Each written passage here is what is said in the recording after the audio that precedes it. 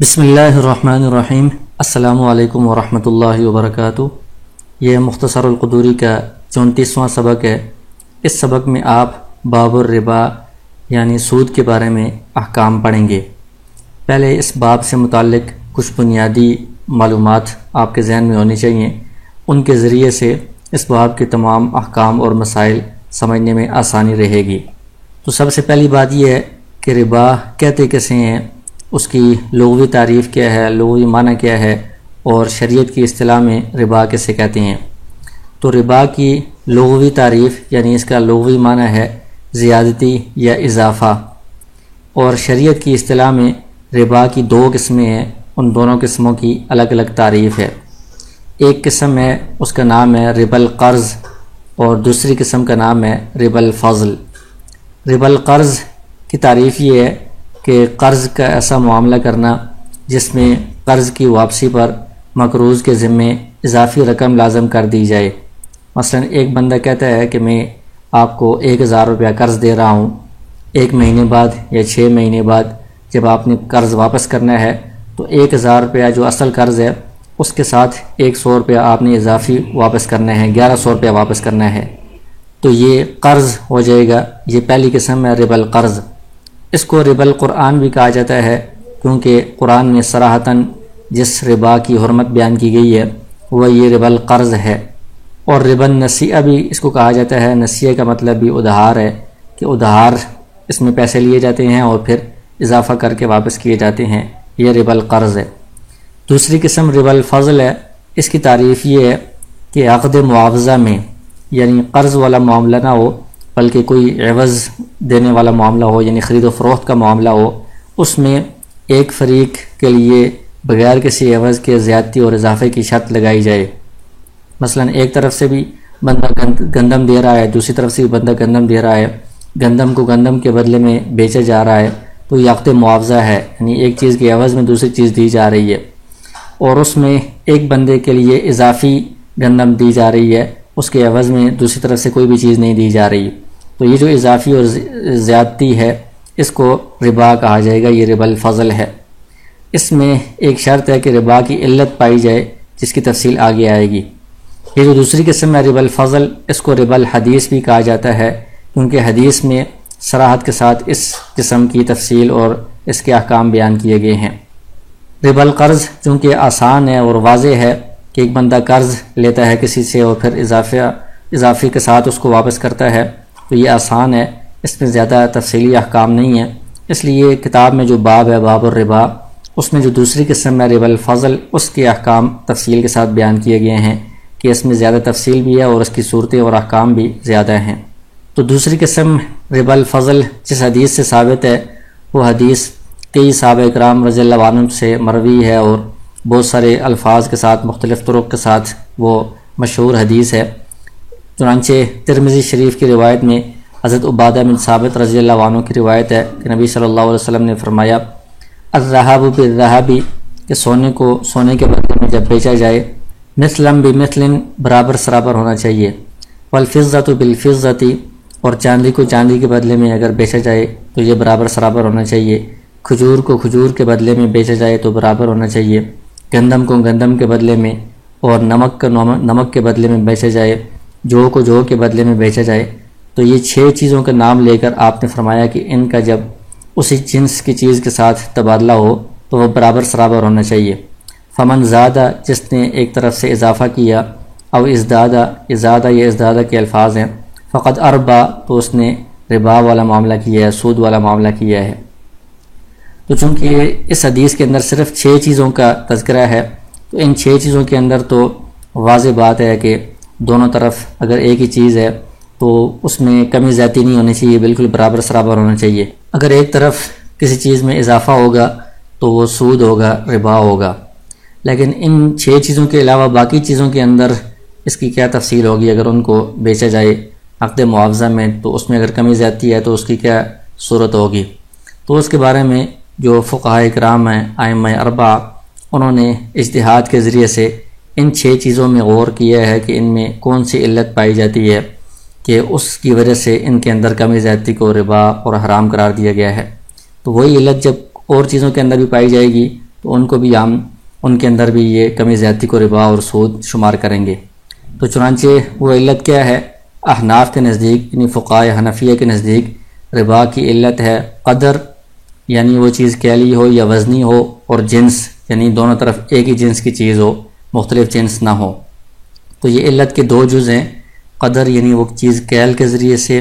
ناپ کر یا وزن کے ذریعے سے تول کر بیچی جاتی ہو، اور جنس دونوں طرف ایک ہی ہو، تو ان کے اندر برابری سرابری ضروری ہے، کمی زیادتی کے اندر ربا ہوگا، سود ہوگا۔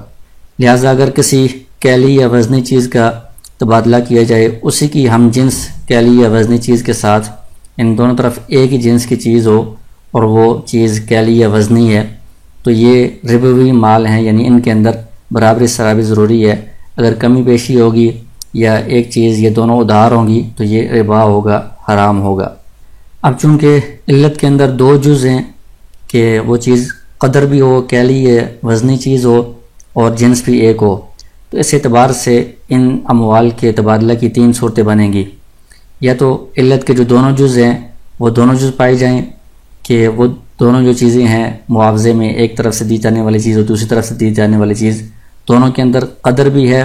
یعنی وہ کیل یا وزن کے ذریعے سے وہ چیز بیچی جاتی ہے، اور دونوں کی جنس بھی ایک ہی ہے۔ جیسے گندم کو گندم کے ساتھ تبادلہ کیا جا رہا ہے تو دونوں طرف گندم میں ایک ہی جنس ہے، اور یہ چیز بھی ایسی ہے کہ کیلی ہے، کیل کے ذریعے سے اس کو خرید و فروخت ہوتی تھی۔ تو اب یہ جو صورت ہے اس میں کمی بیشی بھی حرام ہے، زیادتی اضافہ بھی، اور نسیہ یعنی ادھار بھی حرام ہے۔ اس ادھار کی صورت میں بھی یہ ربا ہوگا، سود ہوگا۔ دوسری صورت یہ ہے کہ علت کے دونوں جز نہ ہوں بلکہ ایک جز ہو، اور وہ ایک جز یہ ہے کہ قدر ہے، یعنی دونوں چیزیں وہ کیلی یا وزنی ہیں لیکن جنس ایک نہیں ہے، جنس دونوں کی مختلف ہے۔ جیسے گندم کو جو کے بدلے میں بیچا جائے تو گندم اور جو کی جنس الگ الگ ہے، لیکن دونوں کے اندر قدر ہے کہ دونوں کیل کے ذریعے سے چیزیں بیچی جاتی ہیں۔ تو اس صورت میں برابری سرابری تو ضروری نہیں ہے، کمی بیشی جائز ہے، لیکن نسیہ یعنی ادھار حرام ہے، دونوں نقد ہونی چاہیے۔ تیسری صورت یہ ہے کہ علت کے دونوں جز نہیں پائے جا رہے، ایک جز پائے جا رہا ہے، اور وہ ایک جز جنس ہے کہ جنس دونوں طرف ایک ہی ہے، لیکن قدر نہیں ہے کہ وہ کیلی یا وزنی چیزیں نہیں ہیں۔ جیسے ایک بکری کو دوسری بکری کے ساتھ تبادلہ کیا جا رہا ہے، ان کو بیچا جا رہا ہے، تو دونوں طرف بکری ہے، جنس ایک ہی ہے، لیکن بکری کیل کر کے یا وزن کر کے نہیں بیچی جاتی، تو اس میں قدر نہیں پائی جا رہی۔ تو اس صورت میں بھی کمی زیادتی جائز ہے، برابری سرابری ضروری نہیں ہے، لیکن نسیہ ادھار حرام ہے، دونوں طرف چیز نقد ہونی چاہیے۔ پھر اس میں ایک بنیادی بات یہ ہے، جو اشیاء احادیث کے اندر بیان کی گئی ہیں اور ان میں کیل کا ذکر کیا گیا ہے یا وزن کا ذکر کیا گیا ہے، تو بعد میں ان چیزوں کے اندر پیمانہ بدل گیا ہے کہ جو چیز حدیث میں اس کے کیل کا ذکر ہے تو آج کل اس کو وزن کے ذریعے سے بیچا جاتا ہے، اور حدیث میں جس کے وزن کا ذکر ہے تو بعد کے زمانے میں اس کو کیل کے ذریعے سے بیچا جاتا ہے، تو اس میں ہم کس طرح برابری سرابری کو ضروری قرار دیں گے؟ تو اس میں دیگر ائمہ اور احناف، جو امام ابو حنیفہ اور امام محمد رحمہ اللہ کی رائے ہے، وہ یہی ہے کہ آپ صلی اللہ علیہ وسلم کے زمانے میں جو چیز کیلی تھی تو ہمیشہ اس کو ہم شرعی اعتبار سے کیلی شمار کریں گے، تو کیل کے اندر ان میں برابری سرابری ضروری ہوگی، اور جو چیز اس زمانے میں وزنی تھی اس کو ہم ہمیشہ وزنی ہی شمار کریں گے، اس میں وزن کے اعتبار سے برابری سرابری ضروری ہے، وزن کے اعتبار سے کمی زیادتی نہیں ہونی چاہیے۔ لیکن امام ابو یوسف رحمہ اللہ کی رائے یہ ہے کہ عرف کے بدلنے سے پیمانے بدل جائیں گے۔ احادیث میں جو صراحت کی گئی ہے وہ اس وقت کے عرف کے مطابق ہے، بعد میں اگر کیلی چیز وزن کے اعتبار سے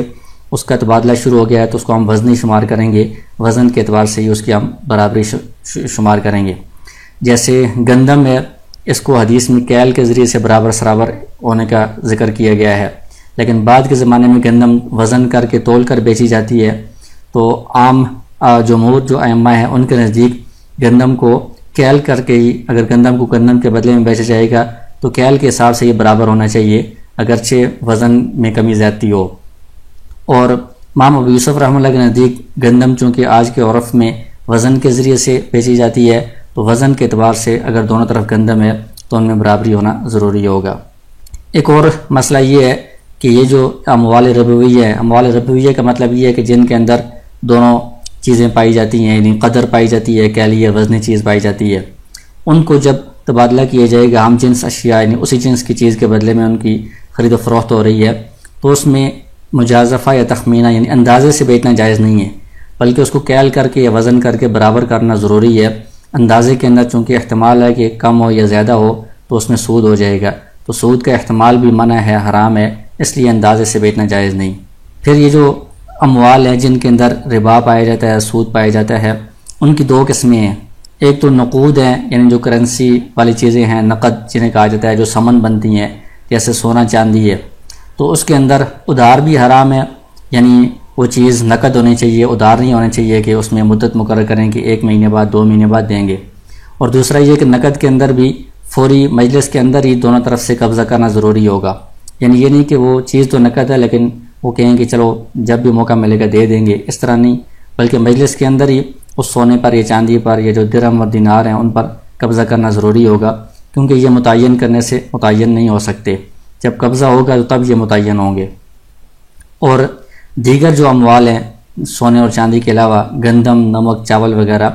ان میں تاجیل تو حرام ہے، یعنی ادھار تو حرام ہے کہ 1 مہینے بعد 2 مہینے بعد کی مدت لگائیں، یہ تو حرام ہے، لیکن مجلس عقد کے اندر قبضہ کرنا ضروری نہیں ہے، یعنی اسی وقت قبضہ کرنا ضروری نہیں ہے، کیونکہ ان کی تعیین ہو جاتی ہے۔ یعنی گندم کے اندر جب بیع ہوئی ہے، ایجاب و قبول ساری بات کنفرم ہو گئی ہے، تو اب گندم وہ جو بائی کے پاس ہے اس میں مشتری کی ملکیت آ گئی ہے، وہ مشتری کی متعین ہو گئی ہے، اگرچہ قبضہ نہ ہو، تو یہ چیزیں متعین ہو سکتی ہیں، تو اس میں قبضہ ضروری نہیں ہے، صرف یہ ہے کہ ادھار نہیں ہونا چاہیے۔ ان بنیادی باتوں کے بعد ہم کتاب کے احکام کی طرف آتے ہیں، تو یہ باب الربا ہے، یعنی سود کے متعلق یہ باب ہے۔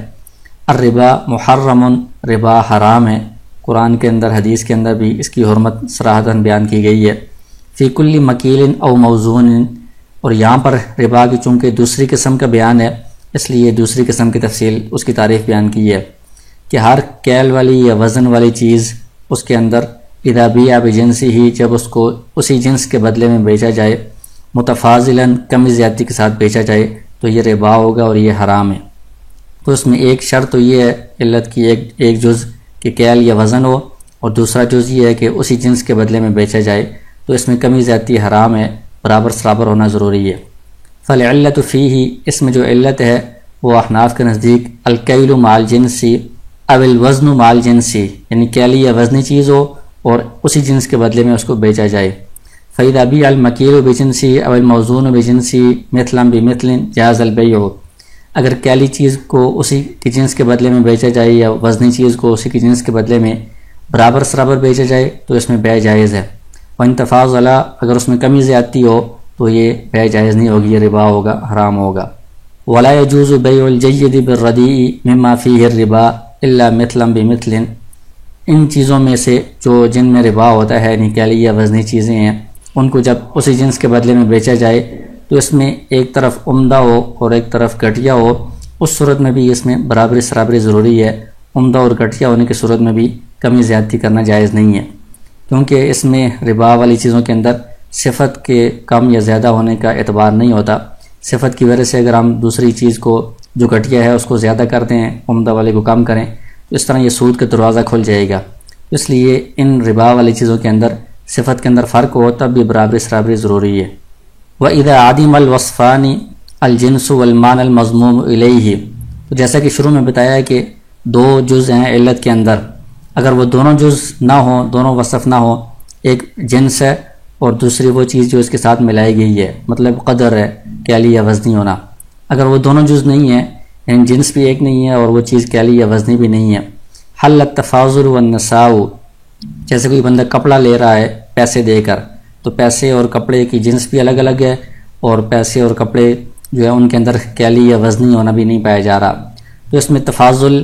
بھی جائز ہے، کمی زیادتی بھی جائز ہے، اور ادھار بھی جائز ہے، اس میں کوئی حرج نہیں ہے۔ وَإِذَا وُجِدَا، جب دونوں چیزیں پائی جائیں کہ جنس بھی ایک ہی ہے اور کیلی یا وزنی بھی ہیں، حرم التفاضل والنساء، تو اس صورت میں تفاضل یعنی کمی زیادتی بھی حرام ہوگی اور ادھار بھی حرام ہوگا، کمی زیادتی میں بھی سود لازم آئے گا، ادھار میں بھی سود لازم آئے گا، دونوں چیزیں ناجائز ہوں گی۔ وَإِذَا وُجِدَ أَحَدُهُمَا وَعَدِمَ الْآخَرُ،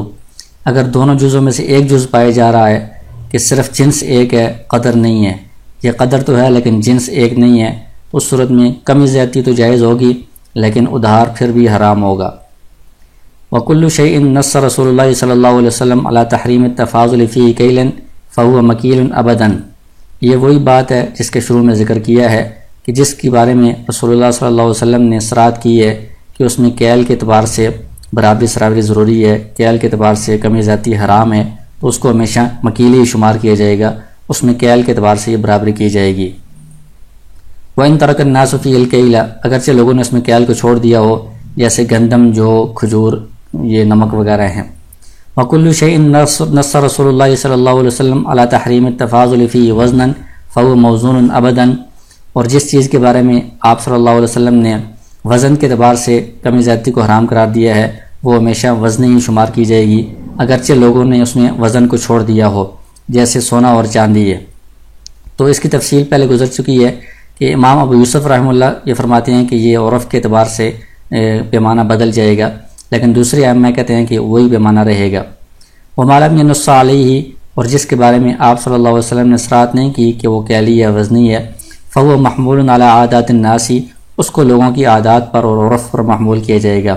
کہ عرف میں وہ کیلی ہے تو کیلی شمار ہوگی، وزنی ہے تو وزنی شمار ہوگی۔ وعقد الصرف ما وقع علی جنس الاثمان، اور جس صورت میں عقد صرف ہو، عقد صرف کا مطلب یہ ہے کہ جس میں دونوں طرف سمن والی جنس ہو، یعنی سونا یا چاندی ہے دونوں طرف، اور یا پیسے ہیں دونوں طرف، یعتبر فی قبض عوضی فی المجلس، تو اس میں ایک تو یہ ہے کہ کمی زیادتی بھی جائز نہیں ہے اگر ایک ہی جنس ہے، اور ادھار بھی جائز نہیں ہے، اور مجلس کے اندر دونوں عوضوں پر قبضہ کرنا بھی ضروری ہوتا ہے، کیونکہ یہ جو سمن ہے یہ متعین نہیں ہوتا، تو اس لیے دوسرے کے پاس جو چیز ہے جب تک اس پر قبضہ نہیں ہوگا تب تک اس کی تعین نہیں ہوگی کہ یہ اس کے بائی یا مشتری کے پاس آ گئی ہے۔ وما سواہ مما فیہ الربا، جو اسمان ہے سونے چاندی کے علاوہ باقی چیزیں جو جن میں ربا ہوتا ہے، گندم اور جو وغیرہ،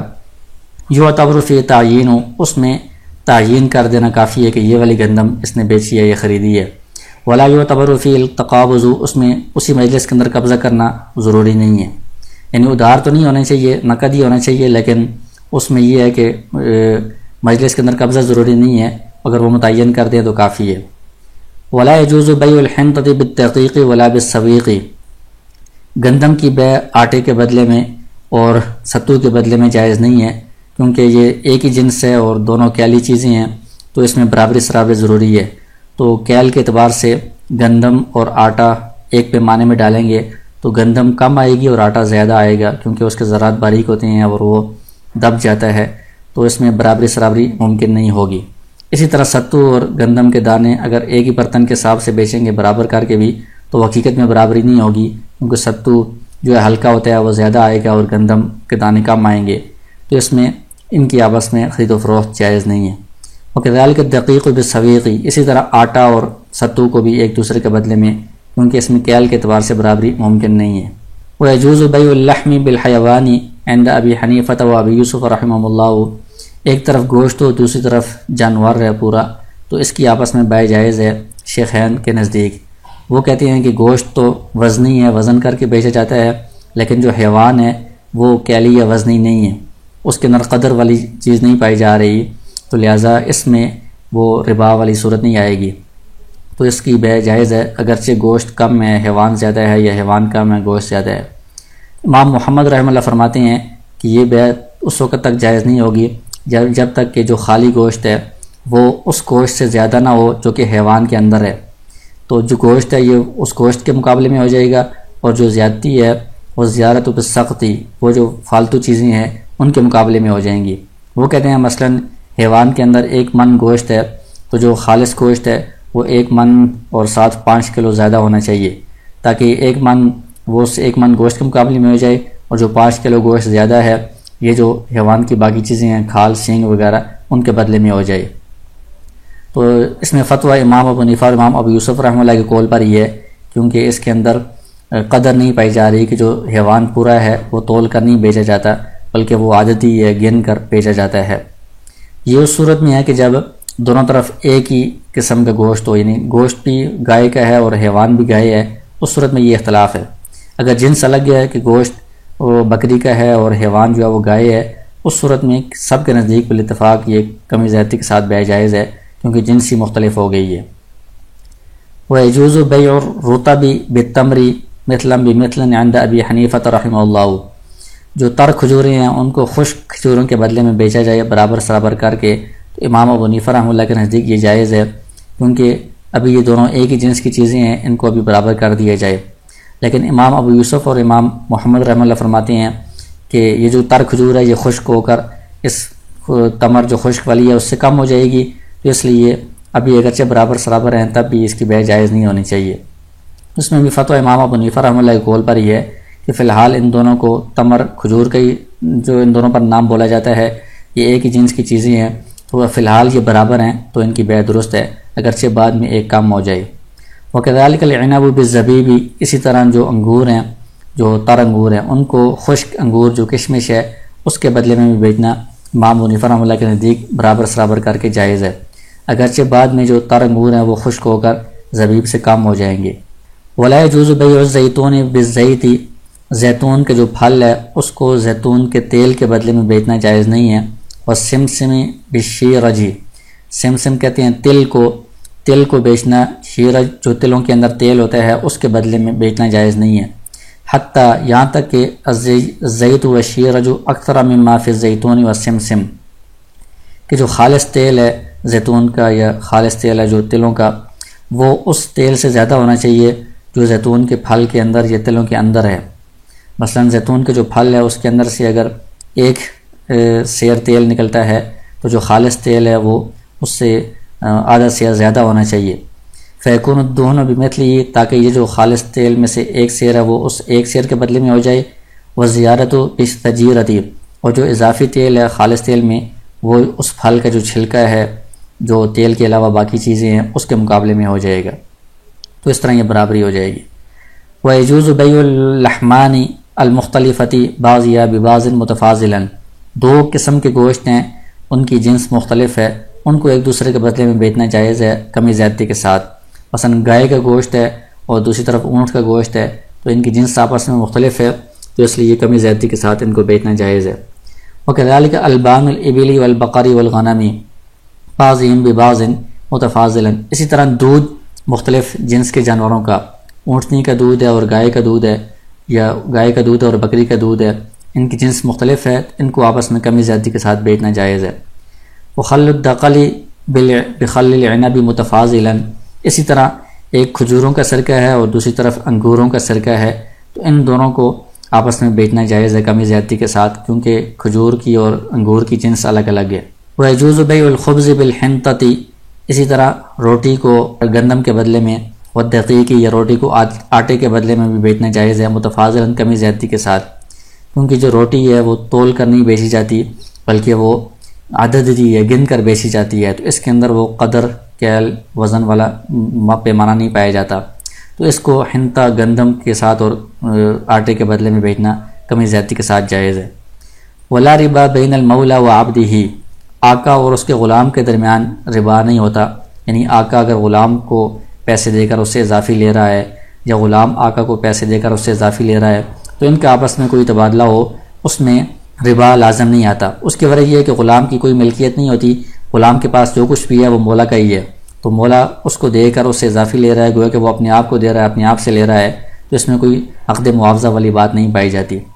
لیکن یہ اس صورت میں ہے کہ جب غلام پر کوئی قرض نہ ہو،